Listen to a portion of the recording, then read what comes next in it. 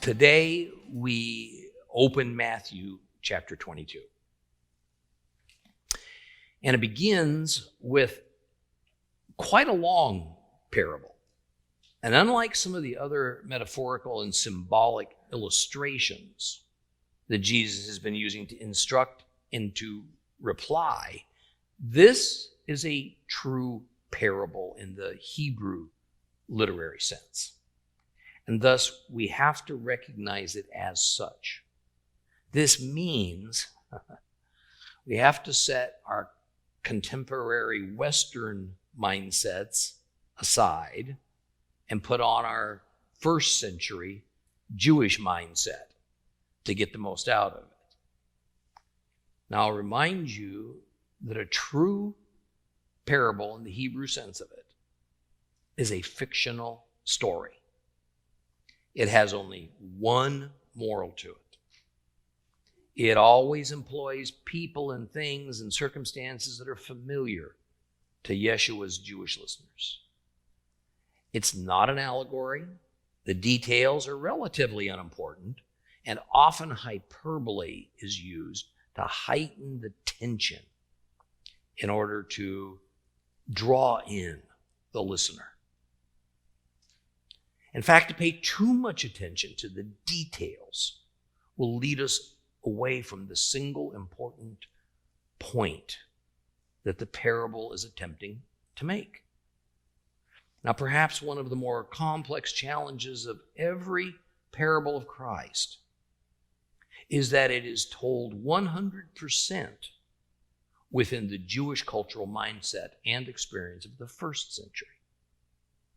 This is one of the several reasons that we spend as much time as we do with the historical background of the Bible characters and setting, since it is not general knowledge that Bible students and God worshipers in general possess or, sadly, are taught.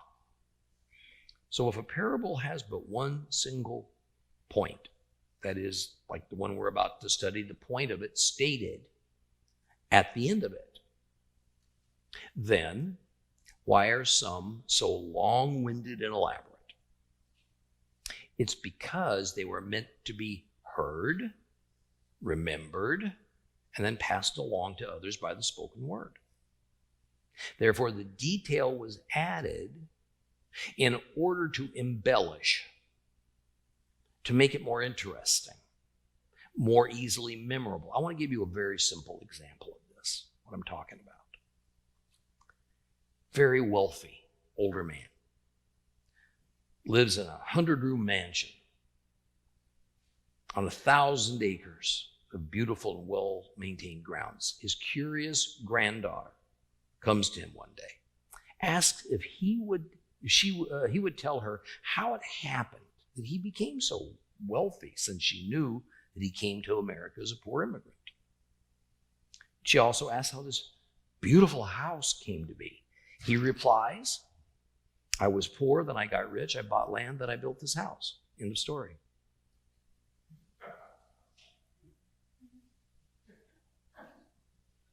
Not very satisfying, not very memorable. And while what he said was true and factual, a little more information and color would have made for a beautiful story that this young girl might have cherished and then handed down to her own children. So a parable is constructed in a way that adds details for the sake of color and depth, and to make it feel more relevant to us and to our daily lives. It takes us to the same truth as if it was told coldly and abruptly. But instead, it makes the story into something enjoyable and informative and unforgettable and more likely to be communicated to others. Now, when I said the details of the parable are unimportant, I meant it in the sense that they can be a distraction if we're not careful. For a first century Jewish listener, the details that were woven into a parable were of familiar concepts. They were of common knowledge. So the scene Jesus' was setting and its several cultural nuances were easily grasped. In fact, as more and more ancient Jewish literature is discovered and translated and then studied, it seems that nearly all of the illustrations and parables Yeshua spoke had already existed. And they were in use in some form or another in the times immediately following Christ. We find some of these sayings and parables written down by the rabbis in the Mishnah and in the Talmud. Yet, for us of the 21st century, we can easily misconstrue the meaning of Yeshua's parables and illustrations because we're so far removed from the biblical era and culture. So I'm going to explain some of the details so that we can appreciate how those ancient listeners would have understood it, and therefore how we must understand it. The meaning of Christ's parables does not evolve over time. They remain the same. It's only how to apply the moral of the story in this modern, fast-moving technological world we live in today. So, open your Bibles to Matthew chapter 22. Matthew chapter 22, we're going to read it all. I'd like you to follow along with me.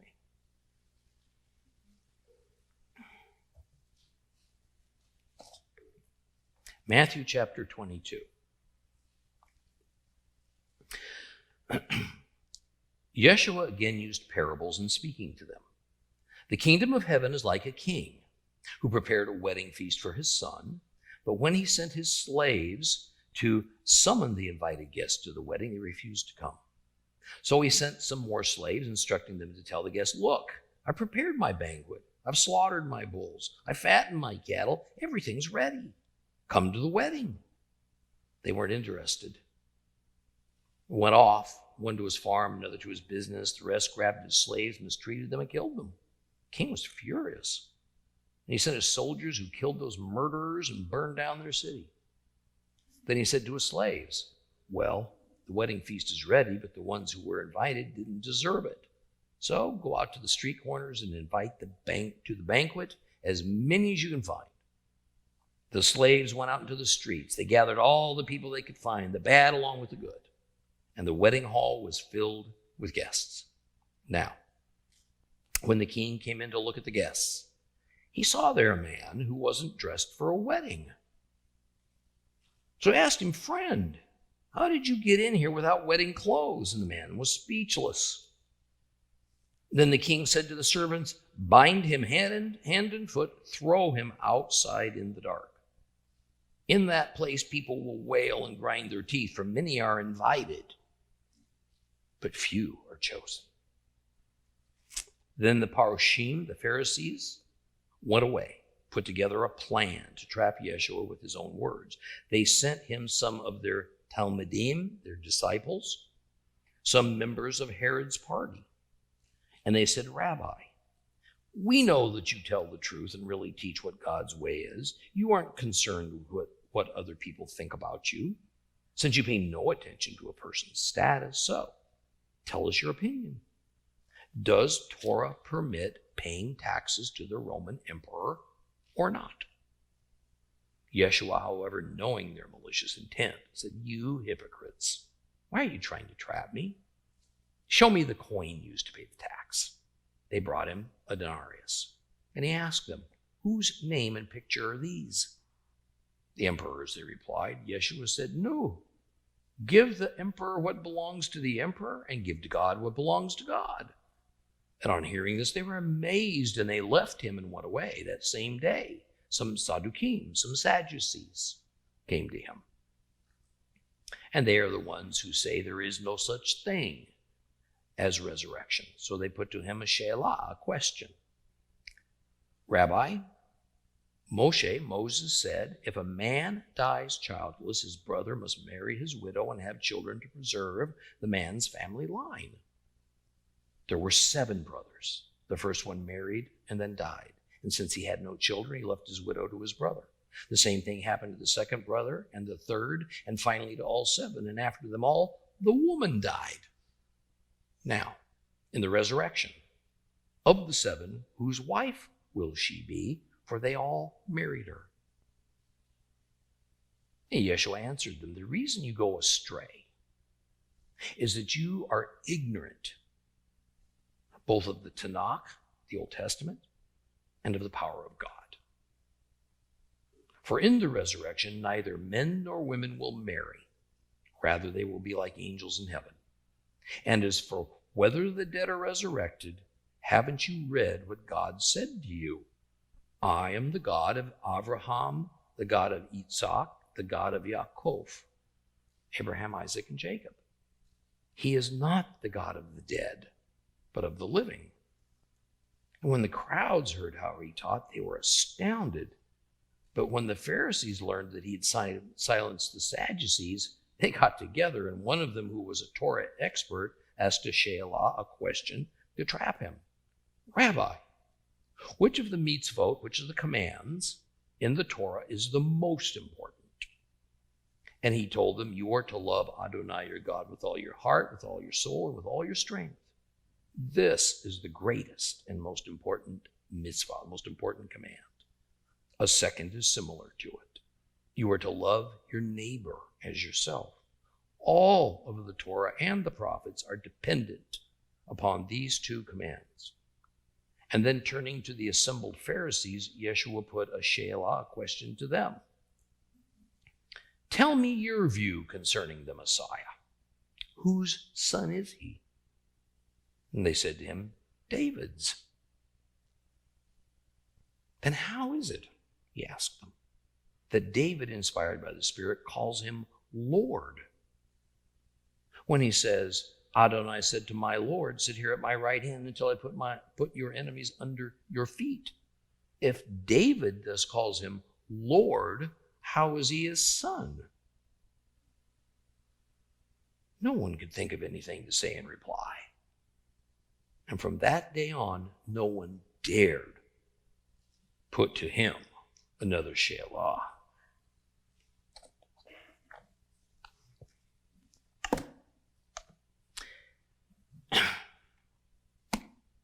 This is one of these situations that would have served us better if the chapter change in the verse markings that were added to our Bibles 1,000 years ago weren't there at all. Because what was going on in chapter 21 simply flows interrupted into chapter 22. The chapter and verse format, as it appears to us in our Bibles, makes it seem as though what was happening in chapter 21 has come to an end. And chapter 22 now, it begins a new scene with Jesus speaking to other and different people. That's not the case. The final words of chapter 21 were, as the head Kohanim, the head priest, and the Pharisees listened to his stories, they saw that he was speaking about them. But when they set about to arrest him, they were afraid of the crowds because the crowds considered him a prophet. And then the scene, it continues with verse 1 of chapter 22 saying, Yeshua again used parables speaking to them. You see? So the scene of chapter 21 continues just with more conversation. The them are the same fellows we were reading about in chapter 21. So Jesus was in Jerusalem at the temple, still jousting with the same chief priests and Pharisees. In other words, Yeshua was doing battle with both sides of the Jewish religious system that were engaging him, the temple side and the synagogue side. And these two sides, that under normal circumstances were quite separate and had little use for one another, well, they found a common enemy in Yeshua of Nazareth.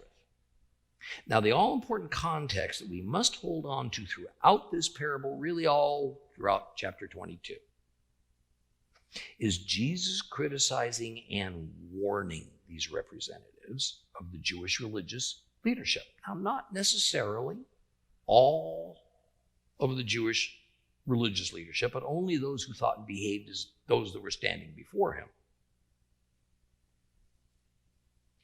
This was not a diatribe against the entire religious leadership, nor against the Jewish people in general.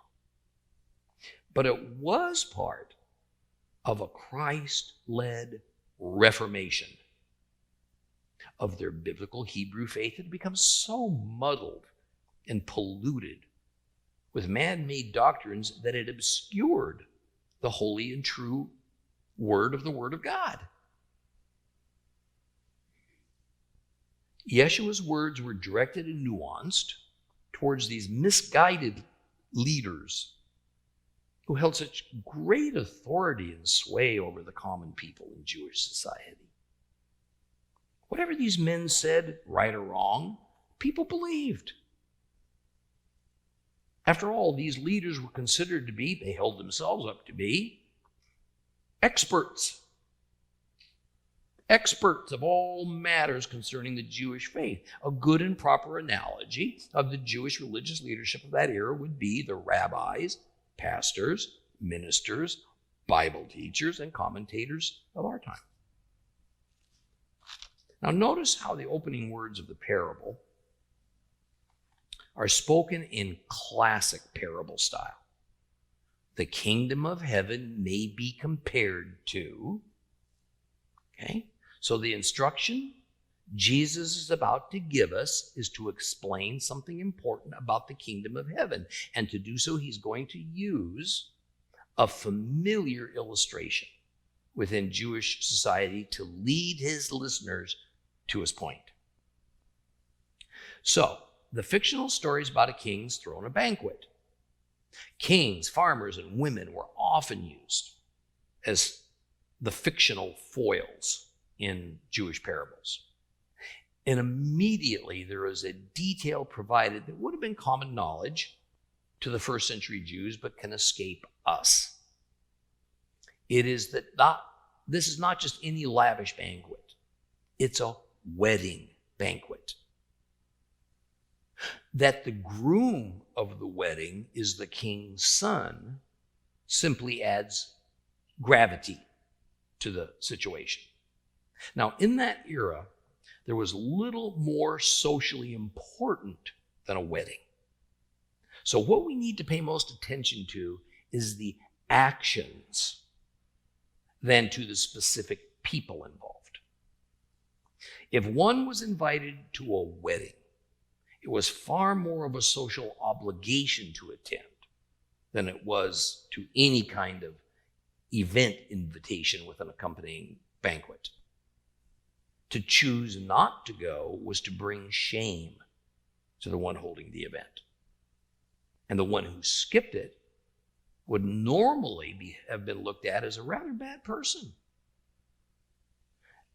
That a king is holding the event really makes the invitation more of a summons with a terrible authority behind it. Now, since this parable is constructed within a Jewish cultural context, and we need to look for a connection to something else in a Jew's common reality that they would have easily recognized. And I suspect that that something was Proverbs 9. Now we're going to read the opening verses, but before I do, I want to remind you that Yeshua was seen by his followers as well as his admirers as possessing the spirit of Solomon, the spirit of the son of David. And part of the tradition about Solomon is the one we're most familiar with, his God-given wisdom. So wisdom was seen by many who looked up to Jesus as one of his extraordinary attributes. So here's Proverbs 9 as it begins. Wisdom has built herself a house. She has carved herself 7 pillars. She has prepared her food, spiced her wine. She has set her table. She has sent out her young girls with invitations. She calls from the heights of the city. Whoever is unsure of himself, turn in here. To someone weak-willed, she says, come, Eat my food, drink the wine I have mixed. Don't stay unsure of yourself, but live. Walk in the way of understanding. Now, wisdom in the Oriental cultures of that era was thought of as a person in a very similar way to how many Christian denominations view the concept of the Trinity as consisting of three persons. So wisdom was seen as a divine entity, much more than just a virtuous attribute. So in this proverb, we have a feast prepared. And we have wisdom is the one who's hosting the feast. All are invited, even the weak-willed. So the themes of Proverbs 9 and of this parable of Jesus are quite similar in their nature, and very likely Christ's listeners would have made the connection and felt that his parable was a sort of a midrash, sort of a commentary on Proverbs chapter 9.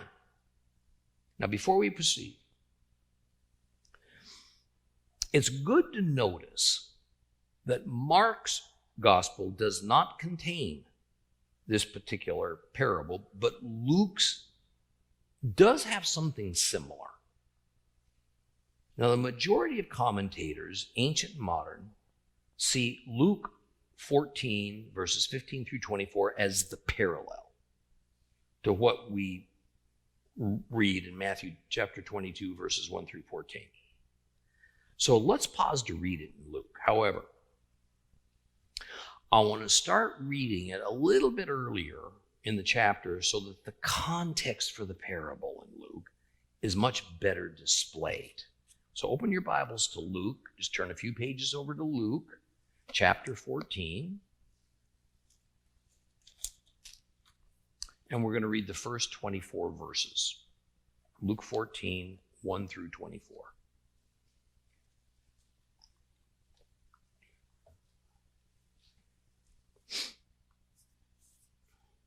One Shabbat, Yeshua went to eat in the home of one of the leading Paroshim, one of the leading Pharisees, and they were watching him closely. And in front of him was a man whose body was swollen with fluid. And Yeshua spoke up and asked the Torah experts and the Pharisees, does the Torah allow healing on Shabbat, on the Sabbath, or not? But they said nothing. So, taking hold of him, he healed him and sent him away. To them he said, which of you, if a son or an ox falls into a well, will hesitate to haul him out on Shabbat? And to those things they could give no answer. Well, when Yeshua noticed how the guests were choosing for themselves the best seats at the table, he told them this parable. When you are invited by someone to a wedding feast, don't sit down at the best seat. Because if there is someone more important than you who has been invited, the person who invited both of you might come and say to you, give this man your place. Then you'll be humiliated as you go to take the least important place. Instead, when you are invited, go and sit in the least important place, so that when the one who invited you comes, he will say to you, go on up to a better seat. Then you will be honored in front of everyone sitting with you, because everyone who exalts himself will be humbled, but everyone who humbles himself will be exalted. Yeshua also said to the one who invited him, when you give a lunch or a dinner, don't invite your friends, brothers, relatives, or rich neighbors, for they may well invite you in return, and that will be your repayment. Instead, when you have a party, invite poor people, disfigured people, the crippled, the blind. How blessed you will be that they have nothing with which to repay you, for you will be repaid at the resurrection of the righteous. On hearing this, one of the people at the table with Yeshua said to him, oh, how blessed are those who eat bread in the kingdom of God. But he replied, once a man gave a banquet and invited many people, and when the time came for the banquet, he sent a slave to tell those who had been invited, come, everything's ready. But they responded with a chorus of excuses. The first said to him, I've just bought a field, I have to go out and see it. Please accept my apologies. Another said, I've just bought 5 yoke of oxen. I'm on my way to test them out. Please accept my apologies. Still another said, I've just gotten married, so I can't come. The slave came and reported these things to his master. Then the owner of the house, in a rage, told his slave, quick, go out into the streets and alleys of the city, bring in the poor, the disfigured, the blind, and the crippled. And the slave said, sir, what you ordered has been done, and there is still room. And the master said to the slave, go out to the country roads and boundary walls and insistently persuade people to come so that my house will be full. I tell you, not one of those who were invited will get a taste of my banquet. End of story. See, notice in Luke, Jesus told this parable on a Shabbat, Sabbath, in the personal home of a leading Pharisee, probably somewhere along the road to Jerusalem. Now, Yeshua was dining with this leader and with others. And verse 7 explains that Yeshua watched how the guests were attempting to seat themselves according to their own perceived social status and rank. Therefore, in verse 12, he says to his Pharisee host that he shouldn't invite only the aristocrats and his relatives to his home, but also the poor and the lame. And a person at the table with Yeshua was so overcome by the truth and the wisdom of Christ's words that he exclaimed, how blessed people will be who eat bread, who eat at a feast in the kingdom of God. And then Yeshua responds with a parable about a man giving a banquet, inviting the wealthy and the landowners, but they shun the invite because they have other things they feel are more important. So the man orders his servants to go out to the highways and byways, and they invite strangers and common folk to eat the food that is otherwise going to go to waste. That's pretty much the end of the parable. Now, my opinion is that this parable in Luke, while built upon a similar core truth and having a few other similarities to the parable we're studying in Matthew chapter 22, also has many differences. Okay, there seems to be a common mindset, I think kind of a common unconscious assumption, if you would, among Bible academics and teachers that when we read about things that Christ said in the different Gospels, that he only would have said them one time and in one way, and we'll never hear of them again. Therefore, a contest among intellectuals erupts to determine which of the Gospels is telling us the most correct version of the story, or which is the actual original story from which the other Gospel writers drew their information, but they modified it. Now again, this assumes that even though, as with our current parable, that the setting of the parable between the two gospel accounts is different. Some of the most important elements of the story are different. The characters are different. Nonetheless, the parable of Luke 14 is the same event, the same moment, telling the same parable as Matthew chapter 22, and this parable was spoken only this one time. Now, folks, this is just not how people genuinely operate. And I don't for a second believe Christ operated that way. He would have told similar stories in different settings at different times using somewhat different words, each story tailored to the circumstance at hand, even though the moral or the point of the story was similar to others of the stories we read of him telling. Okay, that is, he would have told the same story or parable to make a point that would have varied just a little bit to fit the application and the audience at hand. So no, we should not compare the Luke parable to Matthew's parable and say they're the same, with one account of it being more accurate than the other. It's always better to look at the same story as told in the various gospel accounts in order to gather the most information available in order to achieve the most well-rounded understanding of it that we can. That said, we're going to look no further at Luke 14. It doesn't contain the same parable. that we're reading about in Matthew 22, nor do we find this parable in the book of Mark. So the one in Matthew chapter 22 stands alone among the Gospels. Now,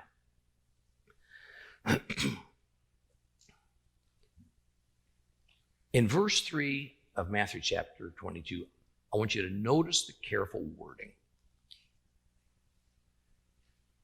The king sent servants to summon those he had invited.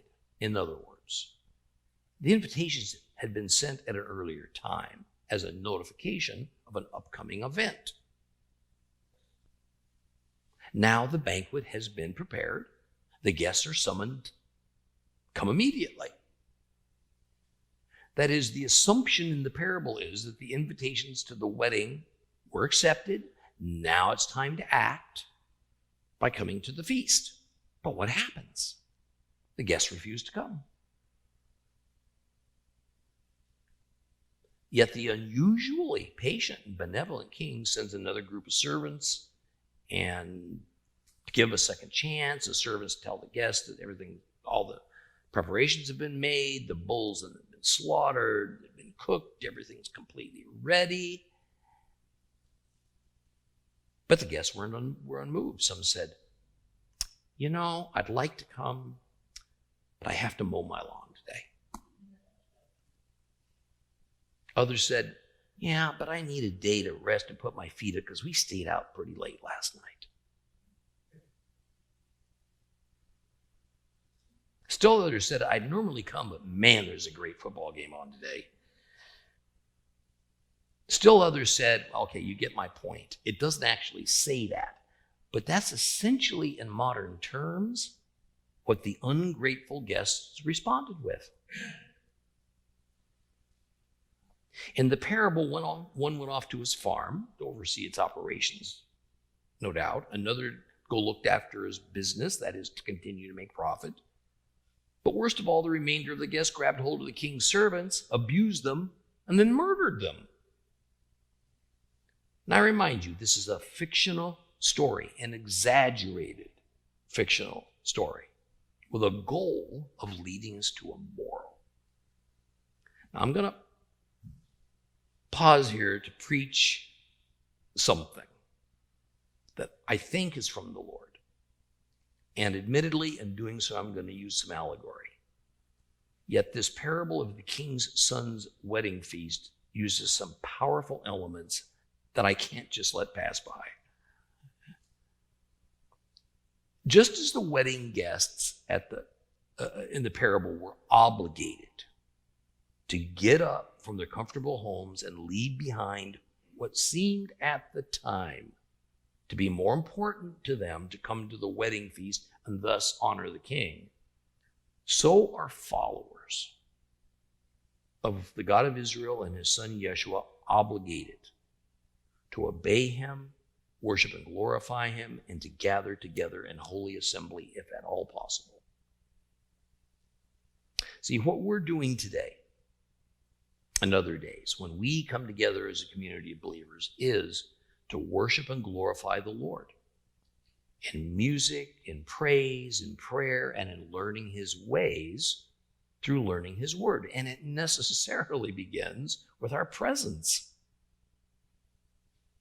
It begins even earlier with our determination that despite the business of life and the many opportunities and options that we have to do other pressing or especially enjoyable things, we will make gathering together in order to communally worship God as a top priority in our lives. And whether you're sitting in this sanctuary before me today or you're watching this at home, setting aside the time to worship and praise God, and especially in the company of fellow believers, is not merely a nice thing to do.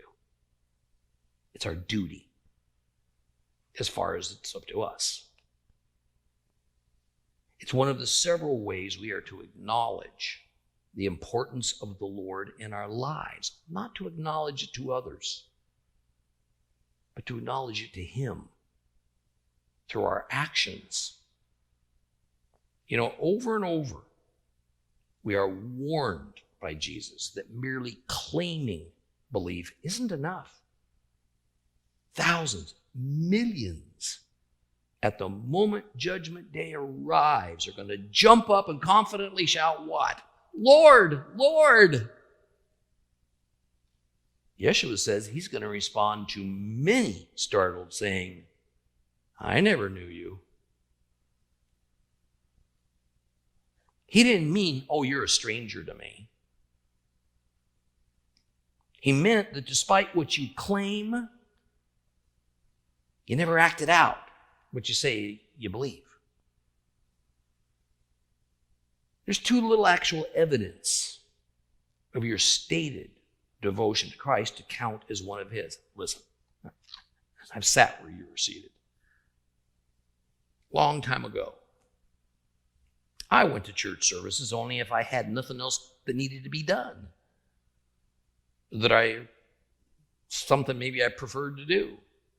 I saw it as purely up to me. It was an option that in no way affected my relationship with the Lord. He'll understand, I told myself. But then the tragedies in my life proved I was wrong.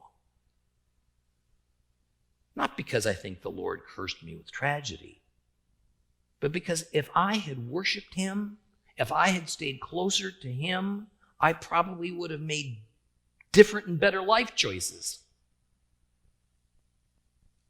that very likely would have averted some, maybe most, of those tragedies. I learned that we just cannot have it both ways. Trust in God cannot just be a slogan or just skin deep. We must make every effort to come to the King when we're summoned, to demonstrate to him our loyalty and our allegiance, to sit at his feet, to learn his wisdom as we gather together with like-minded believers whom we can befriend, we can encourage, we can love, we can help. And this only comes out of fellowshipping for the purpose of worshiping the Creator. Look, our God allows us in our foolishness to ignore the summons, have it our way. Eventually, we're going to pay a price. May those with ears hear. Going in another direction. By this early point in the parable, the questions as to whom or what the king and his son and the wedding banquet and the invited guests represent come front and center to the Christian church. The king, it's usually said, represents God. The son, of course, must be Christ.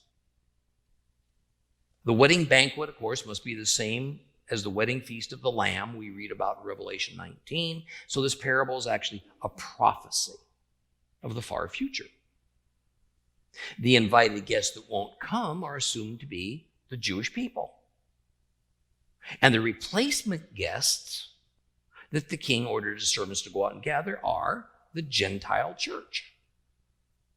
Folks, just as I use some elements of this story to allegorize and make an application, my application, hear this, my application was not the moral or point of this parable.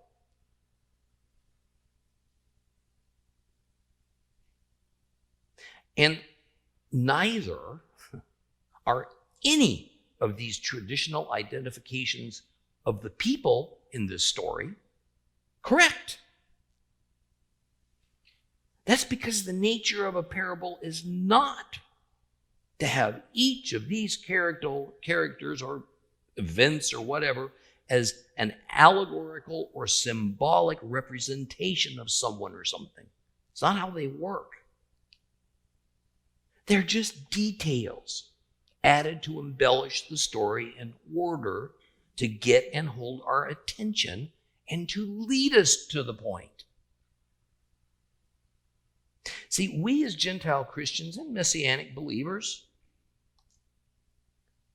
have had through the centuries this troubling tendency to set aside the Jewish cultural context of the Bible stories and their characters, and therefore the points being made, to replace them with ideas that in no way existed at that time among those people and would not come into existence until centuries later, and then only among Gentiles, not among Jews. Yes, we can legitimately borrow from this parable, and we can fashion some excellent and appropriate metaphors and illustrations to talk about the Father and the Son, the end times, to use them to explain some important spiritual and practical things about our faith. Frankly, that's what most good preachers and speakers strive to do. But that doesn't mean that our allegories and applications are what Yeshua was actually teaching at that time, or what the people that heard him thought a particular teaching meant. See, the idea we are to obtain at this point of the parable is of the shocking faux pas of the social etiquette by these invited guests who had the gall to refuse to attend their king's son's wedding banquet. Man, it just doesn't get much worse. But even more shocking is that they didn't just leave it there. Some of them even murdered the messengers.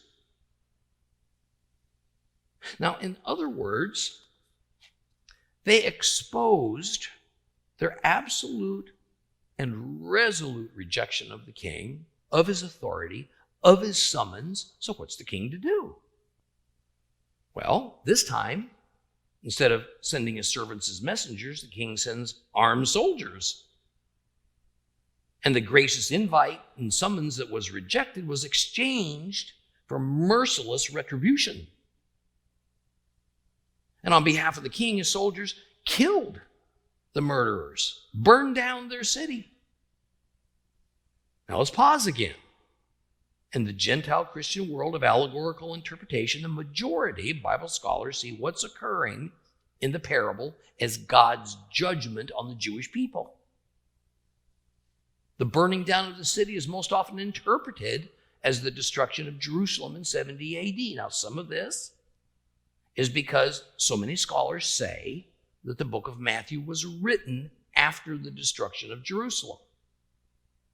Now, this burning down of the city is meant to show the king's fury and the collateral damage that comes with it.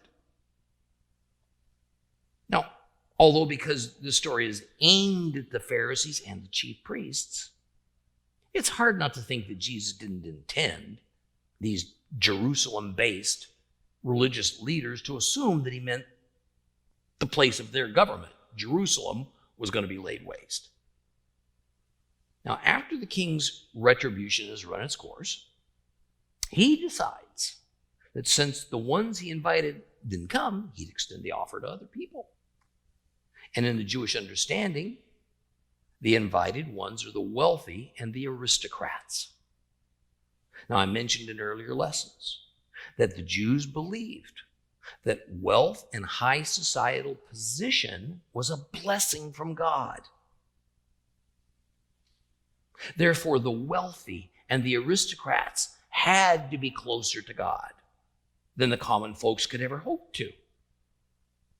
So, in this parable, from the Jewish perspective, the king rejected the aristocrats and the wealthy, who were assumed to be closer to God, and instead went seeking the poor, the common, the underprivileged classes of people who were assumed not to be as close to God, to favor with this fine banquet. Something that was near unimaginable. Again, what I just told you added to the shock value of this story. Well, we're told in the complete Jewish Bible that the servants went out into the streets to find more people. The Greek word is hodos, and it more means road.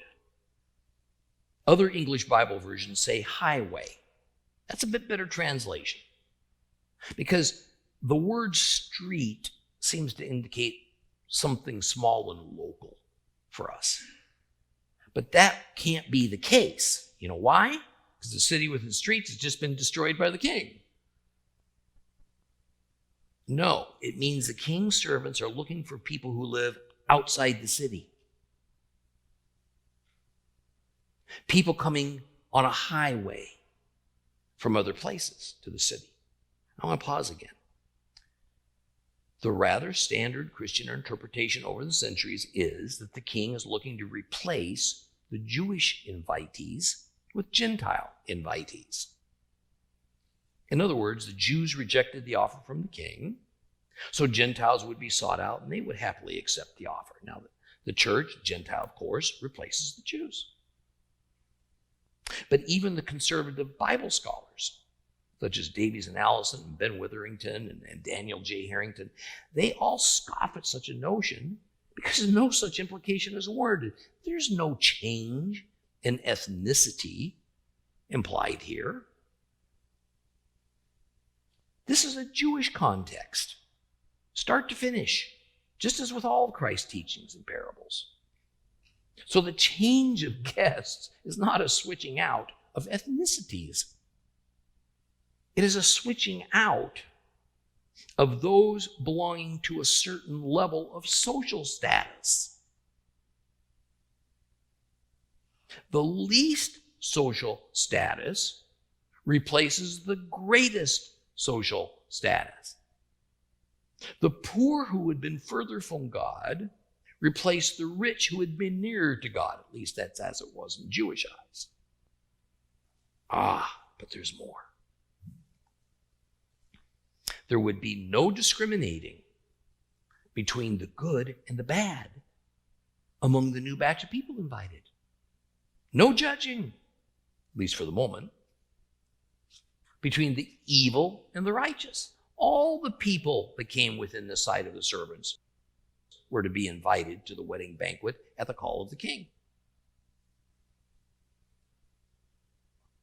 Yet it seems all is still not well. Although the net now is widely cast to gather in guests of all kinds to come, there are entrance requirements. The replacement guests arrive. The king comes in to look them over, welcome them to his son's wedding banquet. But lo and behold, there's a problem. There was one man that wasn't properly dressed for the occasion. In other words, he did not come prepared, as he no doubt knew he should have.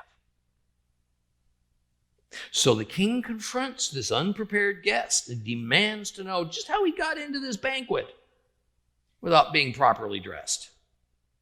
The man was speechless because he knew he was wrong. Apparently he was hoping he wouldn't be noticed, or that perhaps the wedding garment requirement had been abolished. In that era, it was not uncommon that a host would provide proper garments for his guests at a wedding banquet because there was a cost for such fine clothes.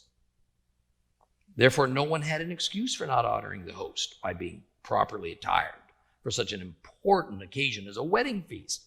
Well, this ungrateful, impertinent guest is now summarily thrown out of the king's palace, tied up and bound. He is put outside into the dark where there will be wailing and grinding of teeth. The church interprets this as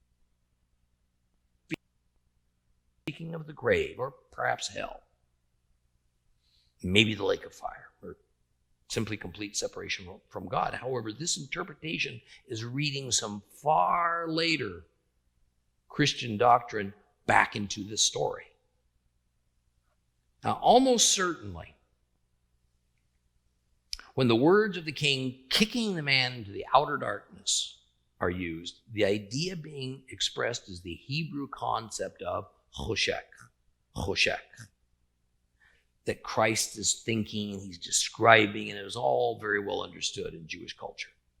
Choshek means darkness, but not like the darkness of nighttime. That means layil. That's layil in Hebrew.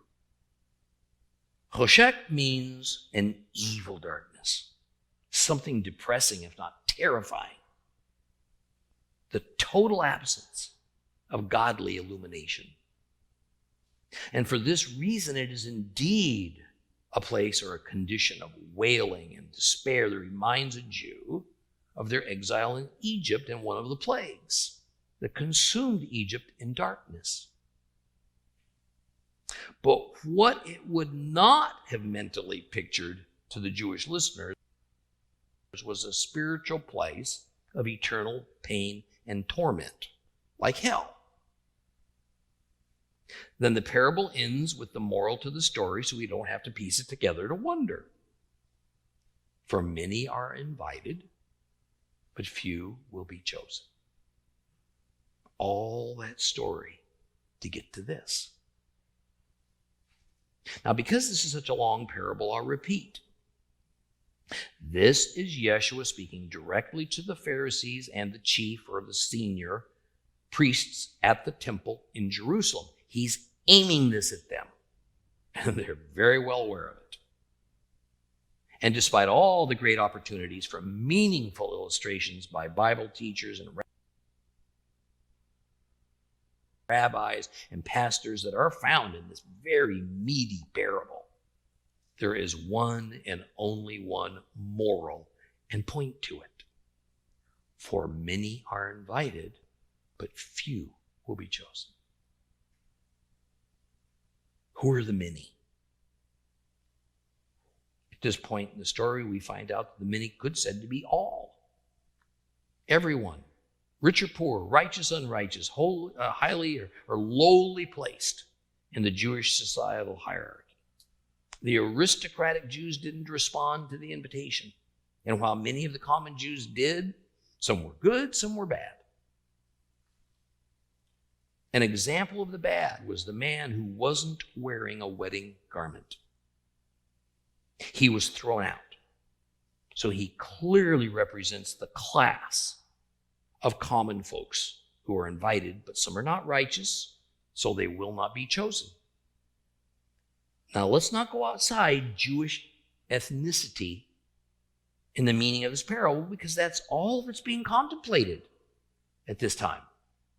It's only after Yeshua's death and resurrection, only afterwards, that the gate's going to be opened wider and that Gentiles will be pursued and welcomed to join with believing Jewish brothers and sisters. Now let's address another matter of later Christian doctrine that also gets read back into this story, with Calvin being one of the more notable contributors. Some of you may already have guessed it. It's the issue of predestination or predetermination. That is, that God has already chosen from eternity past, from among the many, who will be the few. He chooses, that he accepts. And while I don't accept such a doctrine, those Christian leaders who do would be better to abandon pointing to this parable as one of their proofs, because any way one wants to look at it, the reason for God not choosing anyone in this story has solely to do with that person's own failures. It's not out of serendipity or some kind of unchangeable destiny. The chosen are those who respond appropriately to the king's invitation. In this case, it's the failure of a man who indeed responded to the invitation, but then behaves inappropriately. His actions are not appropriate. Knowing better than to be found without his wedding garment, at the wedding banquet, of the most important person he'll ever encounter, a king. Well, with the ending of the parable, the chief priests and the Pharisees, stinging from Yeshua's hard-hitting words, go off to plot a way to rid themselves of this Galilean holy man that's stirring up such a pot of trouble for them. So later, they send some others to try to entrap him with what they think is a question that no matter how he answers it, he's going to condemn himself. That's what we'll study the next time we meet.